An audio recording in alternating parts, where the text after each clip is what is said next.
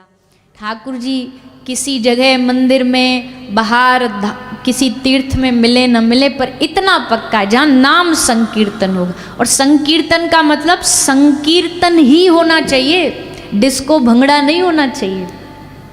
भैया बुरा नहीं मानिएगा, और मानो तो मान जाओ, हमारे कौन से खेत में बरसोगे। पर संकीर्तन संकीर्तन ही होना चाहिए। आलतू फालतू की इधर उधर की चीजें गाना, इधर उधर उसको डिस्को बना देना, ये नहीं होता है संकीर्तन। हाँ, उत्साह पूरा रखो, उत्साह नाचो, पर संसार का नाचना और भगवत संकीर्तन में नाचना दोनों में फर्क होता है। शादी ब्याह में जिस प्रकार का नृत्य होता है वो कथा में थोड़ी कर सकते हो आप। ब्याह में तो वो नागिन बल खाती है ना, जैसे ऐसे कई लोग नागिन जैसे बल खाते रहते हैं, पी के धुत रहते हैं, होश कुछ रहता नहीं है। उनके लिए तुम गाना डीजे भी बंद कर दो ना, तो नशे में इतने धुत रहते हैं कि 1 घंटा तो जनरेटर की आवाज़ पे नाच लेंगे। वो जनरेटर जो थुड़ थुड़ थुड़ थुड़ करता रहता है, उसी पे बीट बना के नाच लेंगे। अब उसमें ना बड़ी जो संसार वाला नाचना होता है, उसकी अंग भंगिमा सब बड़ी अलग होती है। नाम संकीर्तन में ऐसे नहीं नाचा जाता है। नाम संकीर्तन में श्री महाप्रभु नाचते थे। हरि हरि कहे प्रभु गमन करीला, कृष्ण बोली उठी व्याघ्र नाचीते लागीला। महाप्रभु नृत्य करने लगते, दोनों हाथ उठा करके हरि बोल हरि बोल हरि बोल, उछल उछल करके जमीन से कई कई फीट ऊपर उछल जाते महाप्रभु। ऐसा नाम संकीर्तन होता है। संकीर्तन में नृत्य में कोई कामना वासना नहीं होती, गायन में कुछ नहीं होती। गायन पे भी ध्यान रखना चाहिए। कई बार हम मनोरंजन के चक्कर में फिल्मी गाने और उस धुन, कई लोग हमसे पूछते, ये प्रश्न बहुत बार आता है कि भाई कोई फिल्मी जो धुन होता है उस पे अगर हम भजन गाएं या कोई कीर्तन गाएं तो वो क्या गलत है? गलत नहीं है, पर आप अपने आप से पूछो। हमने अपने सब जितने बैठे इन सब से भी निवेदन कर रखा है कि बीच में कोई फिल्मों वाला कुछ वो देना नहीं। उससे क्या होता है, भले ही हम ठाकुर जी का नाम संकीर्तन गा रहे, अब कोई इन्होंने फिल्म का एक गाना बीच में दे दिया, तुरंत आपके मन में क्या आएगा? पहले तो वो हीरोइन आएगी जो उसमें नाच रही होगी, फिर वो हीरो आए, फिर फिल्म का अच्छा, फिर दिमाग घूमने लगता है, सोचने लगता कहाँ का गाना है ये, कौन सा, इसके शब्द क्या है, अच्छा उसमें हीरो कौन था।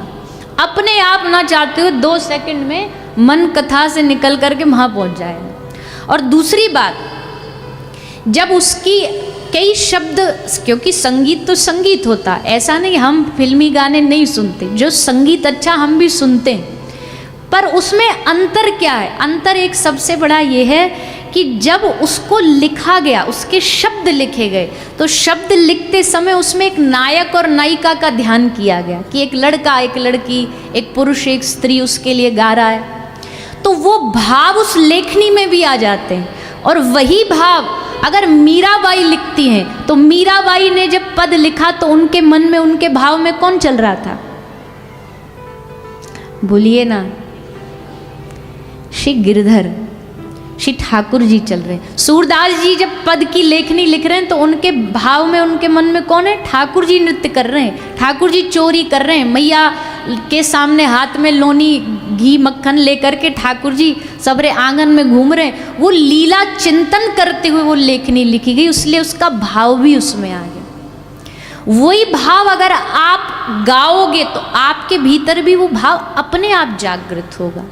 शब्द में बड़ी ताकत होती है। लोग कहते हैं शब्दों से क्या होता? अरे शब्दों से क्यों नहीं होता? शब्दों से नहीं हो रहा होता। अगर कोई आपको कह दे, ये शब्द बड़ा खतरनाक है, पर ये शब्द कोई आपसे कह दे, अरे तुम तो गधे हो, तो क्या आप गधे बन जाते हो? किसी के बोलने से गधे बन जाते हो? पर आपको गुस्सा आएगा कि नहीं आएगा? लड़ोगे उससे तो उल्टा जा करके, हम गधे तुम डबल गधे हो।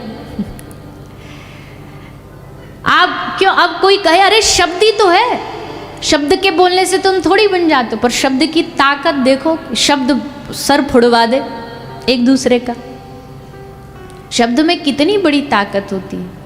तो जब ये लेखनी लिखी जा रही थी, शब्द लिखे जा रहे थे, उस समय भाव में क्या था, उस समय मन में क्या था, वही भाव हमारे भीतर प्रकट होते। संसार की बहुत सारी चीज़ है जो हम नहीं सोचते। कई बार ऐसा होता है कि हम किसी अच्छे खासे मन से किसी के घर गए, किसी के घर जाके हमने भोजन पाया, भोजन किया, जैसे भोजन किया मन विचलित हो जाता है। क्यों? क्योंकि भोजन में जब भोजन बनाया जा रहा था, उस समय क्या सोचा जा रहा था, उस समय क्या विचार किए जा रहे थे, वो विचार उस भोजन में आ जाते हैं। वो हमारे हृदय को विचलित कर देते हैं, मन को विचलित कर देते हैं। विचार सबसे ज़्यादा ताकतवर चीज़ है, वो किसी में भी प्रवेश कर सकता है। विचार भोजन अन्न में प्रवेश करता है, इसलिए अन्न दोष सबसे बड़ा दोष माना जाता है। भोजन का दोष सबसे जल्दी मति खराब करता भोजन, इसलिए भोजन बड़ी सावधानी से करना चाहिए। ज़्यादा अब हम तो अब इस पे ज़्यादा बोल इसलिए नहीं सकते क्योंकि हमारा खुद का एक जगह का भोजन नहीं है। हर महीने जगह बदलती है, हर महीने लोग बदलते हैं, पर हम तो फिर अंत में ठाकुर जी से ही बोलते हैं कि प्रभु आपका दिया खा रहे हैं, आपकी नौकरी करते हैं 7 दिन जाके, अब इसमें दोष हो जो भी हो आपका भोग लगा के, अब जैसा है आपकी कृपा से। पर जिससे जितना बचना बन पड़े ना, उतना बचना चाहिए। भोजन अन्न बनाते समय कोई क्या विचार कर रहा है, भोजन बनाते समय कोई क्या विचार कर रहा है, उससे भोजन में सारी वाइब्रेशन आती है। तो भैया अन्न दोष, भूमि दोष, भूमि का अपना दोष होता है। भूमि दोष क्या होता है? जिस जगह आप बैठे हैं उस जगह किसी ने पहले बैठ कर के कोई अपराध किया, पाप किया। कई जगह ऐसी होती है, कई घर ऐसे होते हैं कि वो घर जा कर के आपको ना हृदय विचलित कर देता है। इसका मतलब यहाँ कोई पाप है, वो भूमि का दोष। 3 दोष बताएं सबसे बड़े: अन्न दोष, भूमि दोष, संग दोष, संग का दोष। ये 3 दोष सबसे बड़े हैं। तो इसलिए अच्छा, जब भोजन भी बना रहे हैं, खासकर मैयाओं के लिए बात है, भोजन जब बना रही हो मैया, तो भोजन बनाते समय भगवान का नाम स्मरण करिए, भगवान का नाम उच्चारण करिए। आजकल मैयाओं को भी बड़ी अलग आदत लग गई है, वो कान में लगा लेती हैं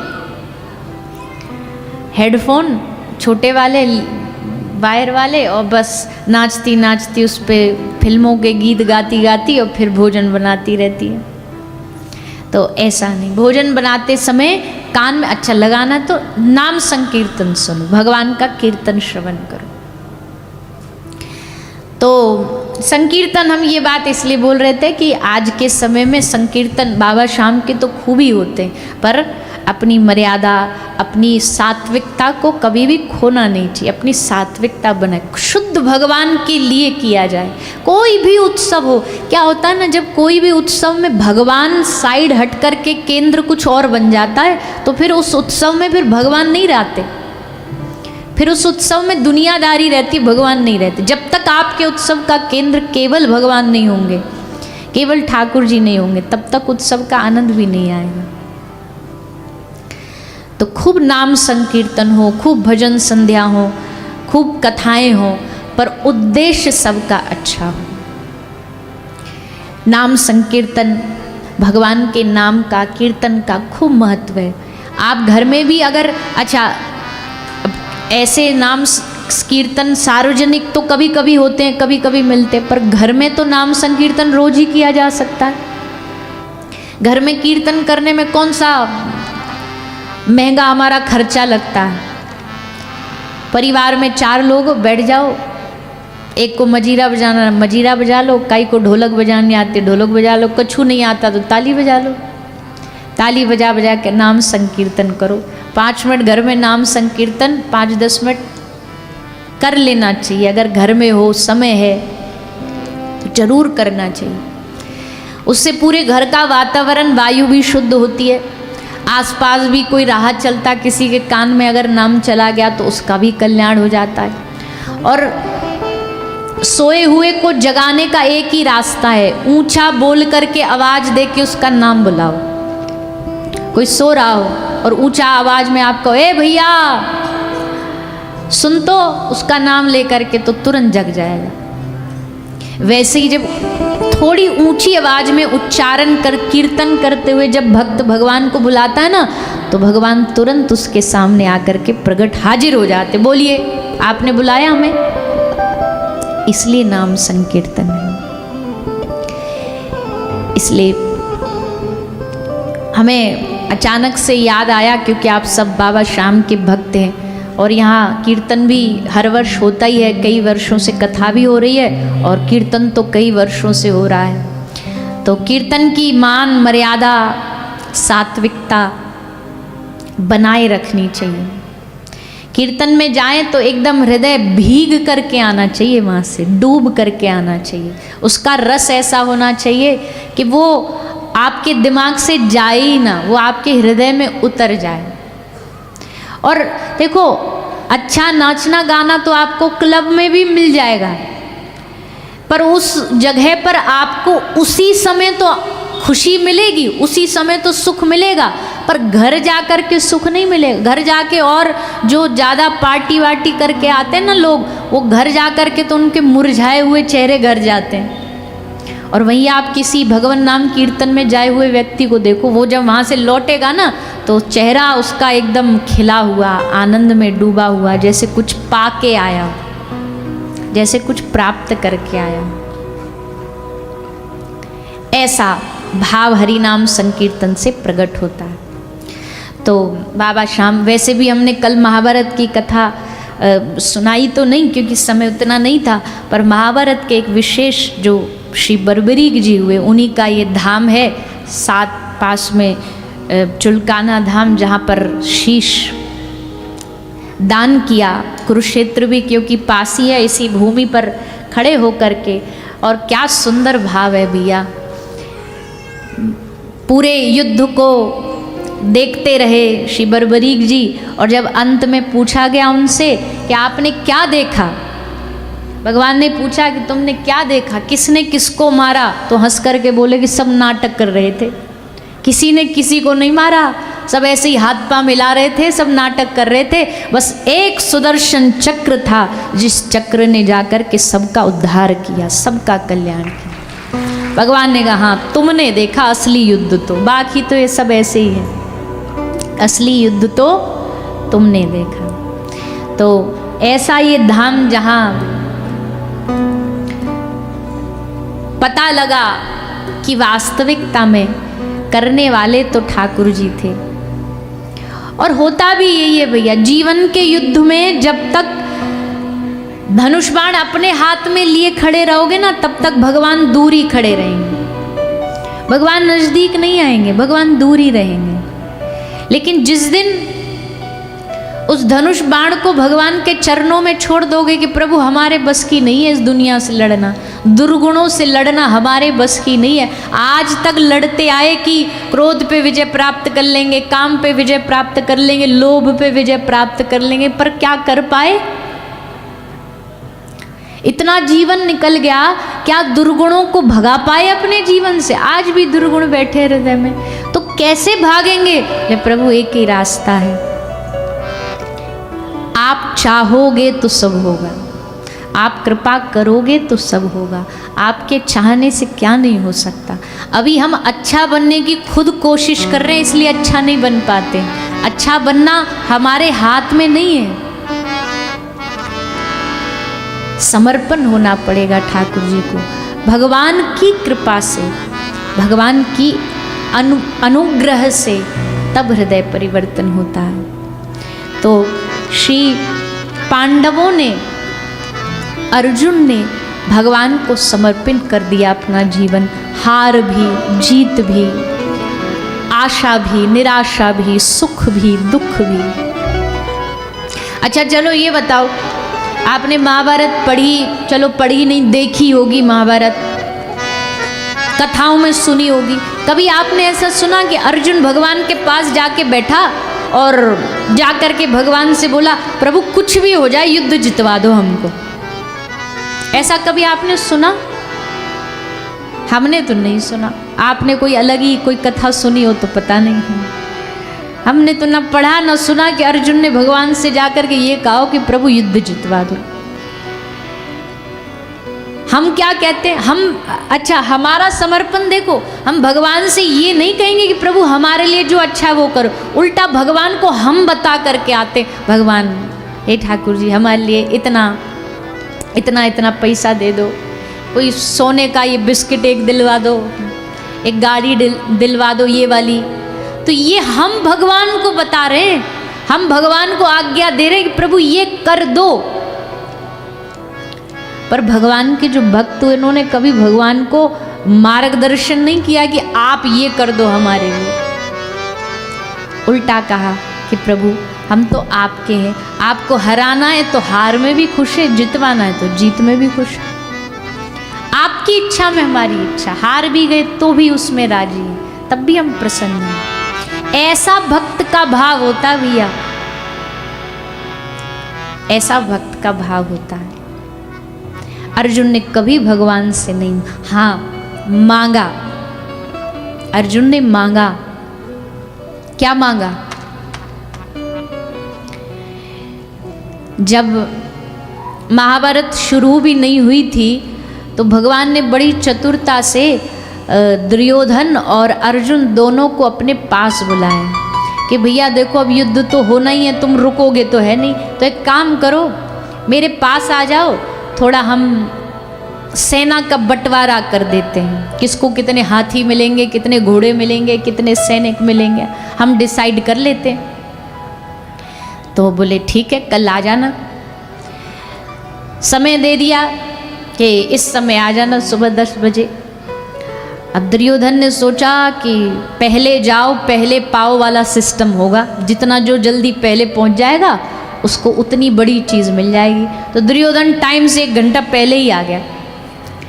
ठाकुर जी भी ठाकुर जी हैं हमारे, बड़े कौतुकी हैं, बड़ा नाटक करना आता है इनको। दूत ने आके बता दिया प्रभु वो आए दुर्योधन आपसे मिलने के लिए। ठाकुर जी बोले जल्दी भक्के कंबल लेकर के आओ। एक कंबल मंगवाया और अपनी सैया पर तान कंबल ओढ़ चादर और सो गए। दुर्योधन ने पूछा कि प्रभु से मिलो, वो बोले अभी तो ठाकुर जी अभी तो द्वारिकाधीश सो रहे हैं। बोले सुबह 10 बजे ही सो गए? बोले ऐसे ही मन है उनका, कभी भी सो जाते।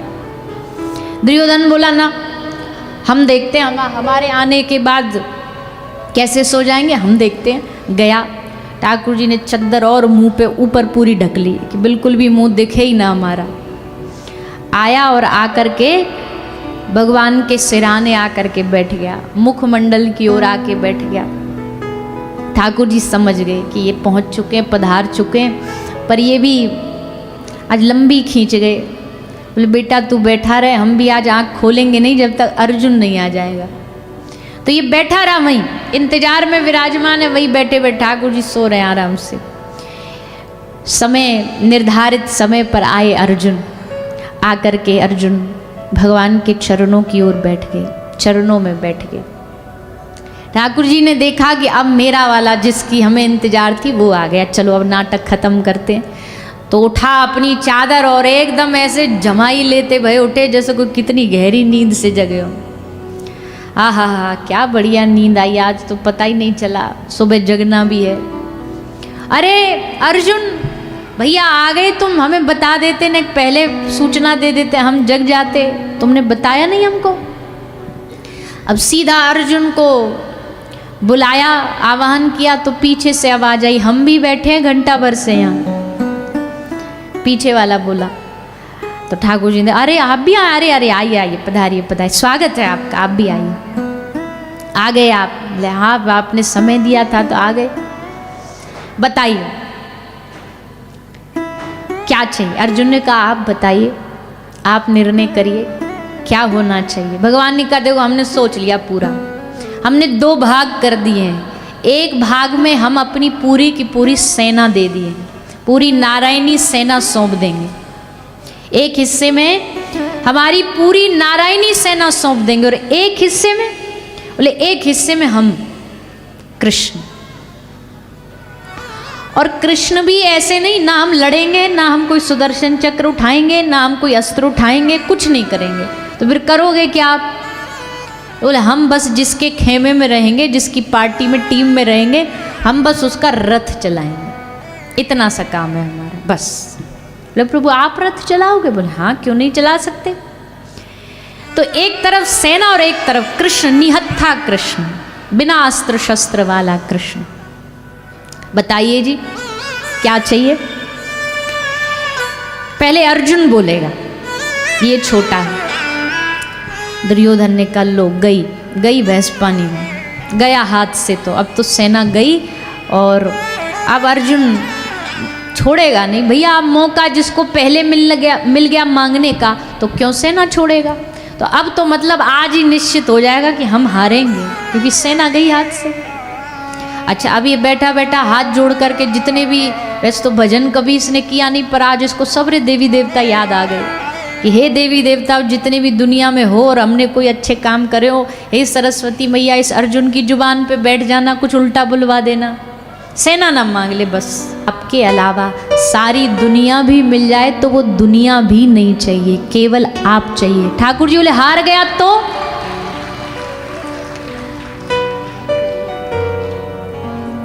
एक ज्यादा होता है कि नारायणी सेना में तो अरबों जो सैनिक रहते थे, लाखों करोड़ों सैनिक, और एक तरफ एक अकेला व्यक्ति। क्या मांग रहा है तू? हार जाएगा।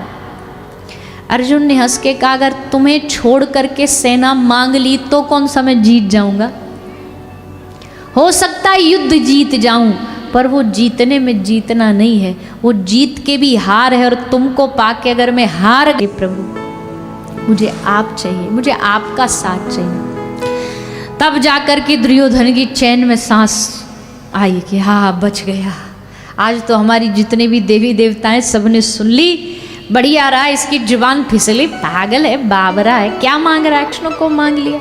इसको ये नहीं पता कुछ नहीं आता इसको बांसुरी बजाने के अलावा। हमारे कुरुक्षेत्र की भूमि में कौन सी इससे बांसुरी बजवाएगा, कौन से रास रचवाएगा।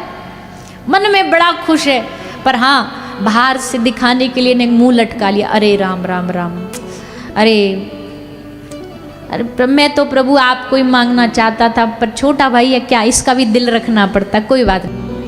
मन में कुछ और है और बाहर बड़ा हमारा भगत बन रहा है, पर चलो कोई नहीं। सेना का चुनाव दुर्योधन ने किया और कृष्ण का चुनाव भगवान ने किया। इसलिए लाख विपत्ति आई, लगा कि अब तो अर्जुन की नैया डूब गई, पर जैसे नैया डूबने की बारी आती, फिर श्री कृष्ण सामने खड़े मिल जाते उसकी नैया को पार लगाने के लिए। महाभारत की कथा बड़ी अद्भुत कथा है। क्यों? क्योंकि वहां बार बार लगा कि अब तो असंभव है, ये अब नहीं हो सकता। द्रौपदी की साड़ी अब तो गई, पर जैसे ही गई खत्म होने ही वाली है कि ठाकुर जी साड़ी बनकर के स्वयं प्रकट हो गए। दुर्वासा ऋषि का श्राप, चक्रव्यूह भेदन, जयद्रथ का उद्धार, कितने ऐसे उदाहरण हैं जहां पटरी से गाड़ी उतरने ही वाली है कि फिर आ गए ठाकुर जी, आगे सामने खड़े होकर के फिर से ट्रैक पर गाड़ी ले आते हैं। तो भैया ऐसी अद्भुत कथा है महाभारत। हमने कल कहा था, लोग कहते महाभारत लड़ना झगड़ना, अरे लड़ना झगड़ना नहीं है, महाभारत भगवान के समर्पण की कथा है, विश्वास की कथा है। भक्ति का मतलब भरोसा ही होता है, भक्ति का मतलब विश्वास ही होता है। भगवान पे विश्वास रखो, भगवान की हर क्रिया पर विश्वास रखो। अगर आपके जीवन में जो इच्छा चाहते हो वो नहीं भी मिल रहा है ना, तो भी भगवान पे भरोसा रखो कि वो जरूर मेरा हित चाह रहा है इसमें। शायद अगर सब कुछ जीवन में जो चाहते वो मिल जाता तो अभिमान इतना भर जाता कि ठाकुर जी हमसे दूर चले जाते। इसलिए वो जानबूझ करके हमारे जीवन में कष्ट दे रहा है, विपत्तियां दे रहा है, परेशानियां दे रहा है। ये पहचान है इस बात की कि भगवान हमें मजबूत कर रहे हैं, भगवान हमें पक्का कर रहे हैं।